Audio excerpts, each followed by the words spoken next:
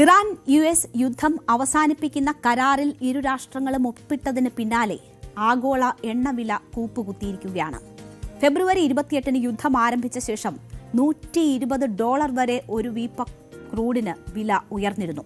എന്നാൽ ഇപ്പോൾ എണ്ണവില $80 താഴെ എത്തിയിരിക്കുകയാണ്. ആഗോള വിപണിയിൽ എണ്ണവില കുറയുമ്പോൾ കൂട്ടിയ എണ്ണവില രാജ്യത്ത് കുറയുമോ എന്നാണ് എല്ലാവരും ഉറ്റുനോക്കുന്നത്. അപ്പോൾ അതിനുള്ള സാധ്യതകൾ എത്രമാത്രം എന്നതാണ് നമ്മൾ ഇനി പരിശോധിക്കുന്നത്. 2 ആഴ്ചക്കിടെ 4 തവണയാണ് എണ്ണവില നമ്മുടെ രാജ്യത്ത് വർദ്ധിപ്പിച്ചത്. മെയ് 15-ന് പെട്രോളിനും ഡീസലിനും $3 വീതം കൂടി. മെയ് 19-ന് പെട്രോളിന് ലിറ്ററിന് $1.05 ഡീസലിന് $1.10 വർദ്ധിപ്പിച്ചു. മെയ് 23-ന് പെട്രോൾ ലിറ്ററിന് 87 ഡീസലിന് 91 വർദ്ധിപ്പിച്ചു. മെയ് 25-ന് പെട്രോൾ ലിറ്ററിന് $2.61 ഡീസലിന് $2.71 കൂട്ടി. ആകെ പെട്രോളിന് $7.53 ഡീസലിന് $7.72 ഈ കാലയളവിൽ കൂട്ടിയത്. പശ്ചിമേഷ്യൻ സംഘർഷം ആരംഭിച്ചതിന് ശേഷം ഇതുവരെ വാണിജ്യ സിലിണ്ടറിന്റെ വിലയിൽ വൻ വർധനയാണ് ഉണ്ടായിട്ടുള്ളത്. ഫെബ്രുവരിയിൽ വാണിജ്യ സിലിണ്ടറിന് $49 കൂട്ടി. മാർച്ച് 1-ന് $31 മാർച്ച് 7-ന് $115 കൂട്ടിയത്. ഏപ്രിൽ 1-ന് വാണിജ്യ സിലിണ്ടറിന് $195.50 വർദ്ധിപ്പിച്ചത്.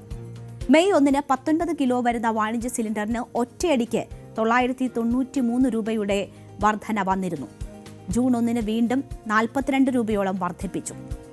സിലിണ്ടറിന് $3131 അപ്പോൾ ഏറ്റവും വലിയ വർധന ഉണ്ടായത് വാണിജ്യ സിലിണ്ടറുകളുടെ വിലയിലാണ്. അത് നമുക്കറിയാം, ഈ ഹോട്ടൽ വ്യവസായത്തെ വലിയ പ്രതിസന്ധിയിലേക്ക് എത്തിച്ചിരുന്നു. നമ്മൾ 10 രൂപയ്ക്ക് ചായ കുടിച്ചുകൊണ്ടിരുന്നവർ $20 ഒരു ചായയ്ക്ക് നൽകേണ്ടുന്ന സാഹചര്യം ഈ യുദ്ധ കാലയളവ് തന്നെ ഉണ്ടാക്കിയിരുന്നു.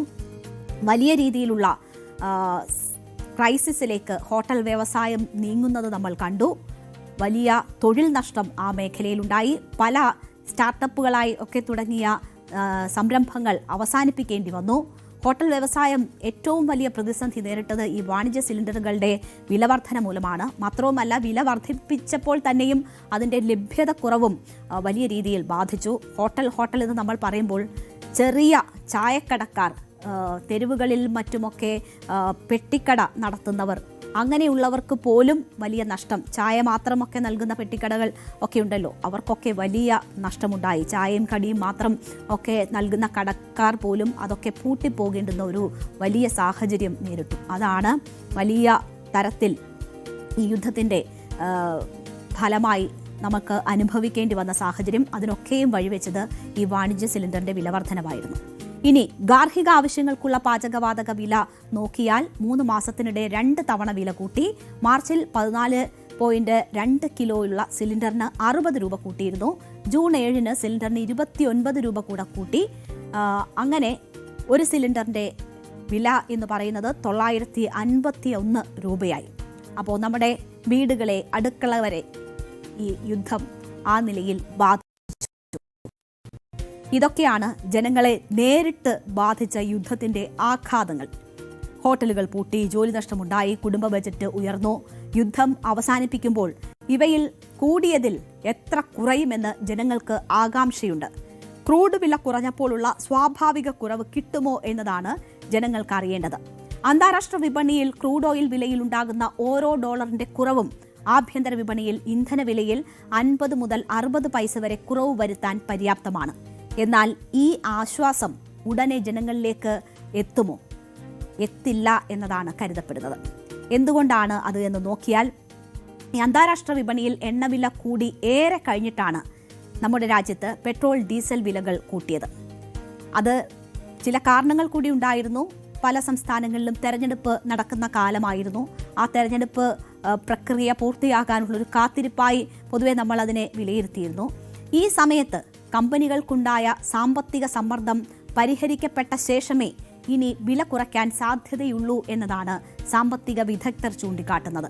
പശ്ചിമേഷ്യയിൽ ശാന്തത കൈവന്നെങ്കിലും ശാശ്വതമാണ് എന്ന് കരുതുക വയ്യ. നമുക്കറിയാം, ഇതിനോടകം തന്നെ പലതവണ സമാധാനത്തിന്റെ പാതകൾ തുറന്നിട്ടുണ്ട്. പക്ഷേ പിന്നീട് അത് വലിയ ഏറ്റുമുട്ടലിലേക്ക് പോകുന്നത് കണ്ടിട്ടുണ്ട്. ട്രംപിന്റെ മനോനില അനുസരിച്ച് പശ്ചിമേഷ്യൻ സാഹചര്യത്തിൽ മാറ്റം വരുന്നത് നമ്മൾ ഈ 4 മാസത്തിനിടെ ഒരുപാട് തവണ കണ്ടിട്ടുണ്ട്. അപ്പോൾ ചെറിയൊരു തീപ്പൊരി വീണ്ടും ഈ ഒരു യുദ്ധത്തിലേക്ക് കാര്യങ്ങൾ എത്താൻ, അല്ലെങ്കിൽ ഇപ്പോഴത്തെ ഈ സമാധാനം മാറിമറിയാൻ, ഹോർമുസ് വീണ്ടും അടയ്ക്കാനൊക്കെ ചെറിയ ഒരു മനംമാറ്റം മാത്രം മതി. അപ്പോൾ ഇത്തരത്തിലൊരു അവസ്ഥയിൽ ജാഗ്രതയോടുകൂടിയുള്ള തീരുമാനം മാത്രമേ കേന്ദ്ര സർക്കാരിന്റെ ഭാഗത്തു നിന്നും ഉണ്ടാകുകയുള്ളൂ എന്നതാണ് മനസ്സിലാക്കുന്നത്. അതിന് കുറച്ച് കാത്തിരിപ്പ് എന്തായാലും വേണ്ടിവരും എന്നതാണ് അറിയാൻ കഴിയുന്നത്. എണ്ണവിലയിലെ കുതിപ്പ് മൂലം കഴിഞ്ഞ മാസങ്ങളിൽ ഇന്ത്യയുടെ വിദേശ നാണ്യ ശേഖരം വലിയ സമ്മർദ്ദത്തിലായിരുന്നു. ഈ പ്രതിസന്ധി മറികടക്കാൻ ഏറെ നാളെടുക്കുമെന്ന് പ്രധാനമന്ത്രി ഉൾപ്പെടെയുള്ളവർ സൂചിപ്പിച്ചിരുന്നതുമാണ്. അതിനുള്ള അവസരമായി ഈ സന്ദർഭത്തെ പ്രയോജനപ്പെടുത്താനുള്ള സാധ്യതയാണ് ഉള്ളത്. ഒപ്പം തന്നെ കേന്ദ്ര സർക്കാർ ഈ എണ്ണവില കുറയ്ക്കുമ്പോൾ ഏറ്റവും പ്രധാനമായും കണക്കിലെടുക്കുക എണ്ണ കമ്പനികളുടെ നിലപാടാണ്. ക്രൂഡ് വില കുറഞ്ഞതോടെ നഷ്ടത്തിലായിരുന്ന പൊതുമേഖലാ എണ്ണ കമ്പനികൾ വീണ്ടും ട്രാക്കിലേക്ക് തിരിച്ചെത്തുന്നുണ്ട്. എന്നാലും നഷ്ടം നികത്താൻ കൂടുതൽ സമയം വേണം എന്നതാണ് എണ്ണ കമ്പനികളുടെ ആവശ്യം. മാർച്ച് മുതൽ ജൂൺ വരെ കനത്ത നഷ്ടമാണ് എണ്ണ കമ്പനികൾ നേരിട്ടത്. ഈ നഷ്ടം നികത്താൻ ഇപ്പോഴത്തെ വിലയിടിവ് സഹായിക്കും. അത് കൊണ്ട് തന്നെ ഇതിനനുസരിച്ചുള്ള മാറ്റം ഉടൻ വിപണിയിൽ വേണ്ട എന്നതാണ് എണ്ണക്കമ്പനികൾ സ്വീകരിക്കുന്ന നിലപാട്. യുദ്ധസമയത്ത് നഷ്ടം പരമാവധി നികത്തിയ ശേഷം മാത്രം ഇന്ധനവിലയിൽ പുനരാലോചന നടത്താമെന്നാണ് എണ്ണക്കമ്പനികൾ വാദിക്കുന്നത്. ഇപ്പോഴും LPG വിൽപ്പന കമ്പനികൾക്ക് വലിയ ബാധ്യതയാണ് വരുത്തിവെക്കുന്നത്. കാര്യങ്ങൾ പഴയപടിയായെങ്കിൽ മാത്രമേ സമ്മർദ്ദത്തിൽ നിന്ന് കരകയറാൻ എണ്ണക്കമ്പനികൾക്ക് സാധിക്കൂ. കഴിഞ്ഞ മാസങ്ങളിലെ നഷ്ടം നികത്താൻ എണ്ണക്കമ്പനികൾ ശ്രമിക്കുമ്പോൾ എണ്ണക്കമ്പനികളുടെ അടിത്തറ തകർക്കുന്ന സമീപനങ്ങൾ സർക്കാർ സ്വീകരിക്കില്ല എന്നതാണ് മനസ്സിലാക്കുന്നത്. മാത്രവുമല്ല, ഡോളറിനെതിരെ രൂപയുടെ മൂല്യം ദുർബലമായി തുടരുന്നതും ഇറക്കുമതി ചെലവ് പൂർണ്ണമായും കുറയ്ക്കാൻ തടസ്സമാകുന്നുണ്ട്. അപ്പോൾ സ്വാഭാവികമായും ഈ കാര്യങ്ങളൊക്കെ പരിഗണിക്കുമ്പോൾ കേന്ദ്ര സർക്കാർ ഈ നടപടി നീട്ടിക്കൊണ്ടുപോകാനുള്ള സാധ്യതയാണ് ഉള്ളത്. എന്നാൽ സ്വാഭാവികമായും കേന്ദ്ര സർക്കാരിനോട് ചോദ്യങ്ങൾ ഉയരും. പ്രതിപക്ഷ കക്ഷികൾ വെറുതെയിരിക്കില്ല. പണപ്പെരുപ്പം നിയന്ത്രിക്കാനും ജനരോഷം തണുപ്പിക്കാനും വില കുറയ്ക്കണമെന്ന ശക്തമായ സമ്മർദ്ദം സർക്കാരിന് മേൽ ഉണ്ടാകും. ഇതിന് സർക്കാർ എത്രമാത്രം വിലയിടുന്നു എന്നതിനെ ആശ്രയിച്ചിരിക്കും എണ്ണവിലയിലെ മാറ്റം. നമ്മൾ സാധാരണ നോക്കുമ്പോൾ നമ്മുടെ നാട്ടിൽ കൂടിയ നിരക്കുകളൊക്കെ കുറയാൻ വലിയ പാടാണ്. വളരെ അസാധാരണമായി മാത്രമാണ് അത്തരം കാര്യങ്ങളൊക്കെ നടന്നിട്ടുള്ളത്. മാത്രവുമല്ല, ഇനി തെരഞ്ഞെടുപ്പൊന്നും അടുത്ത് വരാനില്ല. അപ്പോൾ അടുത്തിലെ സിനിമയിലെ ഡയലോഗ് ഓർക്കുകയാണെങ്കിൽ, കാവിലെ പാട്ടുമത്സരം വരുമ്പോഴെങ്ങാനും കുറഞ്ഞാൽ കുറഞ്ഞു എന്നത് മാത്രമേ ഇപ്പോൾ പറയാനുള്ളൂ. എന്തായാലും ഉടനെ ഒന്നും ആശ്വാസം പ്രതീക്ഷിക്കേണ്ട എന്നാണ് കരുതുന്നത്.